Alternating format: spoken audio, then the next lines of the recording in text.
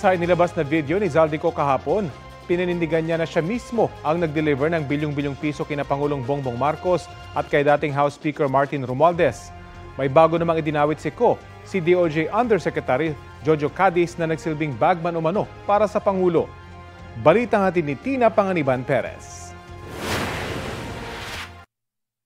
Naglabas ng video sa kanyang social media page si dating Ako Bicol Party List Representative Zaldico.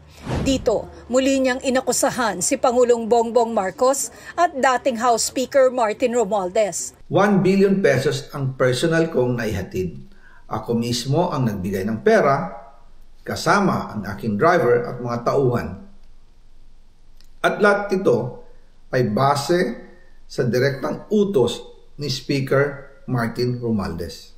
Ayon kay kauupo lang niya bilang House Committee on Appropriations Chair nang nakatanggap na siya ng utos mula kay Romualdez. Sinabi na agad sa akin ni Speaker Romualdez na kailangan ko makapag-deliver ng 2 billion pesos kada buwan. Inutusan niya ako na mag-deliver ng 1 billion pesos para kay BBM. Ibigay kay Yusek Jojo Cadiz dahil ito raw ang drop of point na malapit sa bahay ng Pangulo.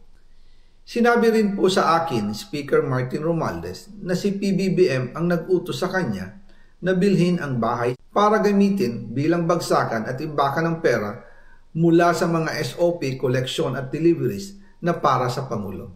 Sa hiwalay na post, ipinakita naman ni ang mga litrato na anya'y listahan ng mga delivery ng mali-maletang pera para anya sa Pangulo at kay Romualdez. Noong December 2, 2024, personal kong i-deliver ang 200 million kay Yusek Jojo Cadiz. Ayon sa kanya, dadalhin daw niya ito sa bahay ng Pangulo. Noong December 5, 2024, muli akong nag-deliver ng 800 million sa parehong address at Yusek Jojo Cadiz pa rin ang tumanggap. Sabi niya, iyon naman ay dadalhin sa bagong bahay ng Pangulo. Umabot daw sa mahigit 55 billion pesos ang naihatid niya sa bahay ni Romualdez.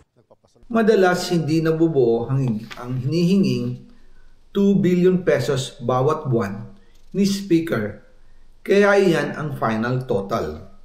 Ang sinabi mismo ni Speaker Martin sa akin na hati sila ni Pangulong Marcos sa perang yon. Hinihinga namin ang pahayag ang Malacanang kaugnay ng bagong video na ito ni Pero sa isang press con, hinamon ni Pangulong Marcos si na umuwi na lang sa Pilipinas at harapin ang kanyang mga kaso. Mahaba nang naging mga usapan natin tungkol sa fake news. Anyone can go online and make all kinds of claims and say all kinds of things.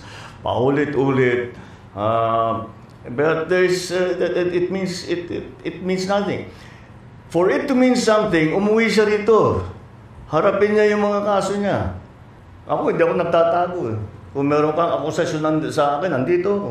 Sinusubukan din namin makuna ng pahayag sina Romualdez at Cadiz kaugnay ng video ni Sina Navotas City Representative Toby Tiangco, naniniwalang walang kinalaman sa isyu sa budget ang Pangulo. Nasaksihan daw niya kung paano sitahin ni Pangulong Marcos si Romualdez dahil umano sa pagkuha ng pondo. Nangyari raw ito noong November 24 ng nakaraang taon pagkatapos ng regular na tanghalian ng kanilang pamilya sa Malacanang.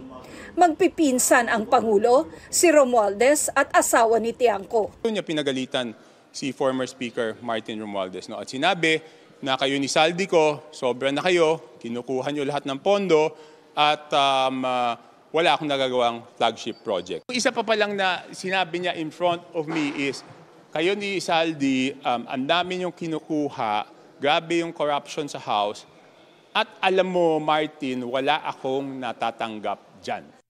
Sabi ni Tiangco na pag-alaman niya kalaunan na nagalit ang Pangulo dahil nagsumbong daw ang Japan International Cooperation Agency o JICA sa Pangulo na ang counterpart na pondo ng Pilipinas para sa mga proyektong pinopondohan ng JICA ay tinanggal sa pambansang budget. Ang nangyayari nung nangako si former Speaker Martin Romualdez na kung ano man yung tinanggal na mga flagship projects ay ibabalik sa BICAM. Nung lumabas yung BICAM, nung lumabas yung GAA noong January, wala yung mga projects na yun.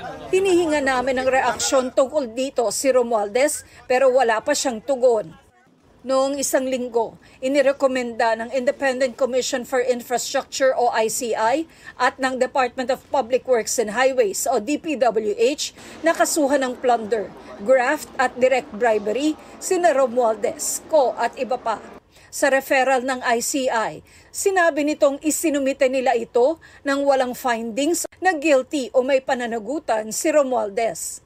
Bagay na binigyang diin ng kampo ni Romualdez. This clear statement reinforces our confidence in the Commission's impartiality and affirms the constitutional role of the Ombudsman as the sole authority empowered to make determination on accountability. Dati nang itinanggi ni Romualdez na kumita siya mula sa flood control projects. Isinumite naman ng PNP-CIDG sa ICI ang halos 100 kahon ng ebidensya at dokumento galing sa kanilang investigasyon sa 28 flood control projects mula sa Region 1 hanggang Region 9. Once po talagang determined as ghost projects, we will refer the matter like what we do in the previous ones. Tina Panganiban Perez, nagbabalita para sa GMA Integrated News. Sinusubukan pa rin ng GMA Integrated News na kuna ng pahayag si DOJ Undersecretary Jojo Cadiz kaugnay sa aligasyon ni Co. Ayon kay DOJ spokesperson Attorney Polo Martinez, tuloy pa rin sa kanyang trabaho sa kagawaran si Cadiz.